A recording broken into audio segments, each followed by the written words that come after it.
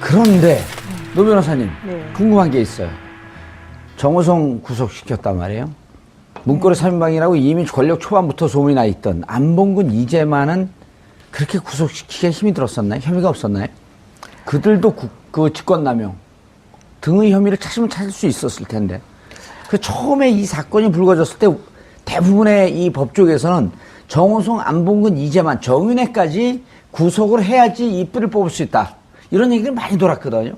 근데 이번 특검 같은 경우에는 아주 확실한 거 아니면 사실은 어떻게 넘기기도 힘들고 함부로 액션을 취하기가 매우 힘든 상황인데요. 예. 정호성 비서관 같은 경우에는 실질적으로 이제 문서나 기밀 자료 같은 것들을 넘긴 그런 증거들이 나와 있으니까 예. 그와 관련해가지고 뭐 기소하거나 뭔가 하기가 좀 쉬웠지만 안봉근이나 이재만 비서관 같은 경우에는 사실 그런 행위가 그들의 이름으로 겉으로 드러난 게 진행된 게, 없었고 예. 그거 이외에 이번에 그 이영찬 행정관 같은 경우도 영장 청구했다 기각된 예를 그렇죠. 보듯이 예. 안봉근 이재만. 안봉근 이재만에 대해서 그런 안봉만이라 식으로 그래요. 그냥 둘이 붙어서 안봉만. 그런 식으로 했었다라면 오히려 더 모양새가 안 좋아졌을 가능성도 사실 있는 것으로 기각이 보여요. 됐으면. 그러니까 기각 여부를 떠나서 그들에 대해서 조사를 해도 이걸 명확하게 그들의 범죄를 형법상의 어떤 이름을 지어서 의율하기가 사실 쉽지가 않았고 예. 그것에 대해서 입증을 해서 뭔가 재판에까지 넘기기가 마땅치 않은 부분이 많이 있었다는 거죠. 그러니까 그게 바로 정호성과의 그 차이점이었던 것 같습니다. 알겠습니다. 이 변호사님, 네. 이 국정농단 사태가 세상에 얼굴을 드러낼 수 있었던 시기는요. 네. 어찌 보면 2014년 11월 세계일보가 보도했을 때, 네. 그 보도가 나오고 난 다음에 이것이 이제 비선실세, 십상시 비선실세의 국정 개입, 네. 국정농단이라고 하는 거로 보도가 됐는데 네네. 이걸 슬그머니 기밀 유출. 네. 하면서 이것은 국기문란이다. 이런 식으로 가이드라인을 주면서 그때 틀었단 말이에요.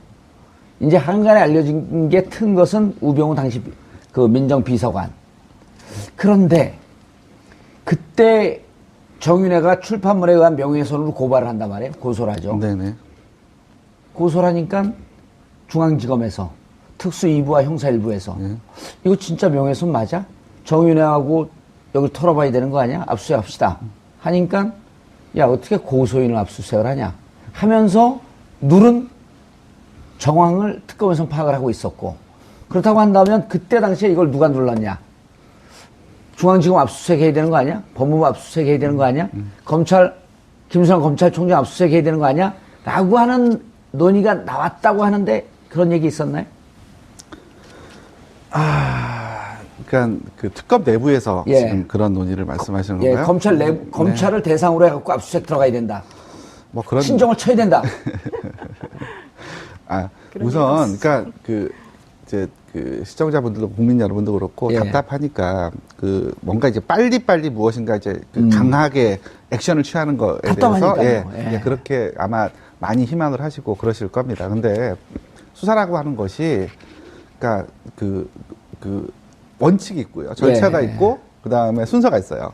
그러니까 아까 말씀드렸듯이 예를 들면 이재만이나 안봉근과 관련되는 분을 저희가 소환을 한다면 조사를 강력급적이면 한두 번에 끝내야 됩니다. 늘어지지 않게. 예. 왜냐하면 그분들도 한 번 올 때마다 이제 그 언론에서 스포트라이트를 받게 되는데 그 자체가 그분들한테 굉장히 또 피해가 될 수 있는 부분도 있거든요.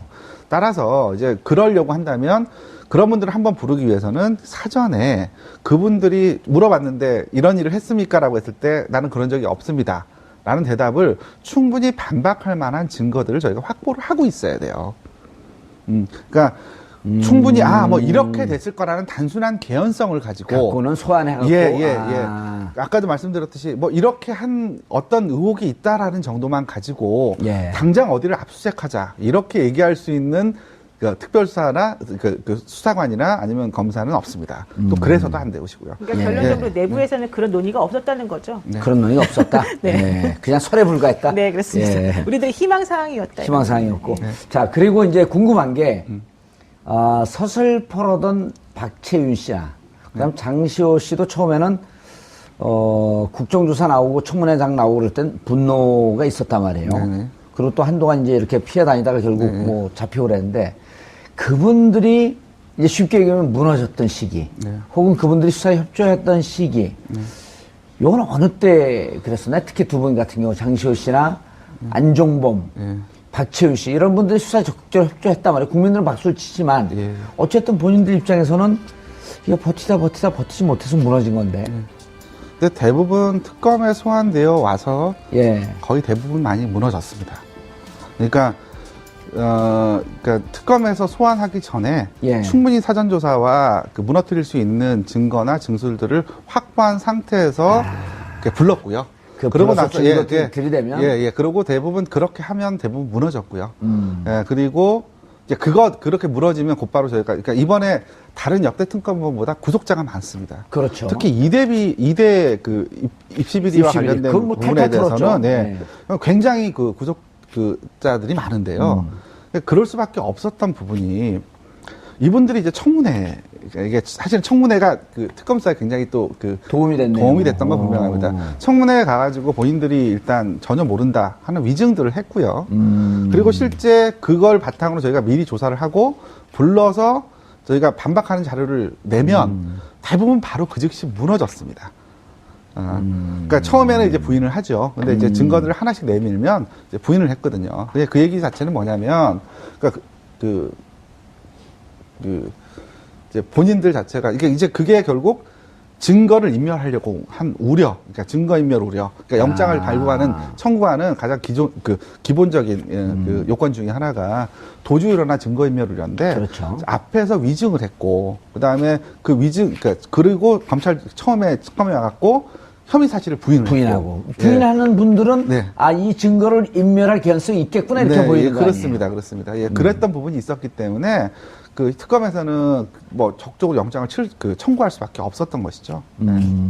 하나 질문할 거 네. 있는데 그 고영태 씨 같은 경우에는 지금 이제 일각에서는 고영태에 대해서는 왜 특검에서 봐주고 그 사람이 지금 이런 식으로 그러니까 대통령 측 주장이 이제 보통 그런 식이지 않습니까? 고영태가 이런 식으로 일을 만들어서 사실은 이렇게 올가매고 있는 중인데 왜 그 사람에 대해서는 이렇게 봐주고 아무것도 안 하고 있으면서 오히려 국민 영웅을 만드냐 이런 얘기가 있거든요.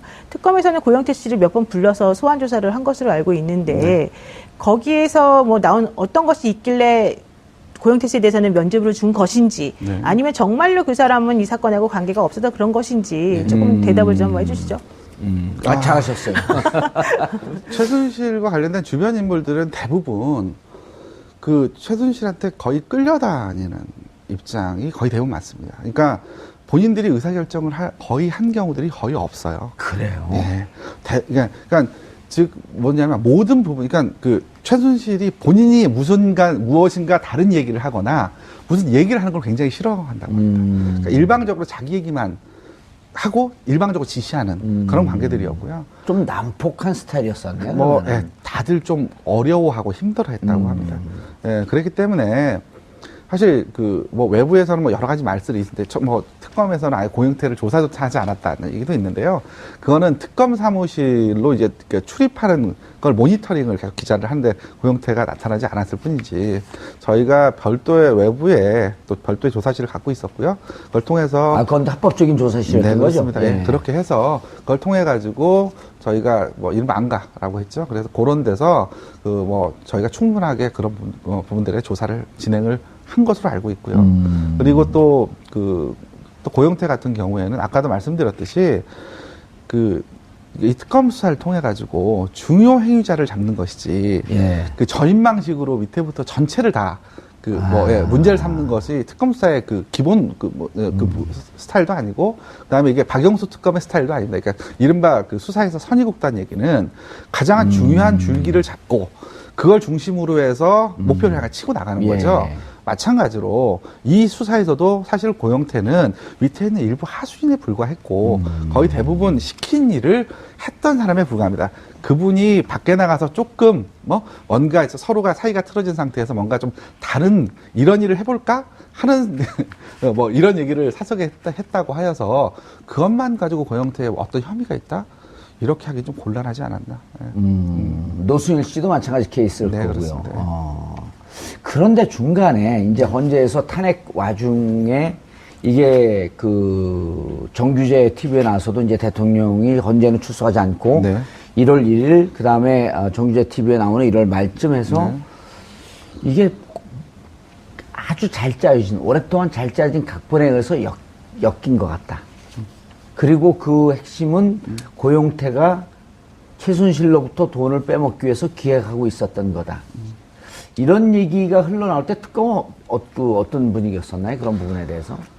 좀 영향을 받았나요? 아니요, 조금 어처구니 없다라고 판단했죠. 생각을 했죠. 그러니까 지금 저희가 수사를 하면서 여러 가지 드러난 상황이 많고 예. 사실 저희가 수사했던 내용은 극히 일부만이 언론을 통해서 좀 보도된 부분이 이고 그다음에 실제로 저희가 그거 이외에도 더 많은 그 의혹 사건들에 대해서 사실 이렇게 모자이크를 맞춰 나가서 일부 확인을 하고 있는 상황에서 글쎄 뭐 이거는 조금 예, 대통령께서 그렇게 말씀하시는 거에 대해서 조금 의아.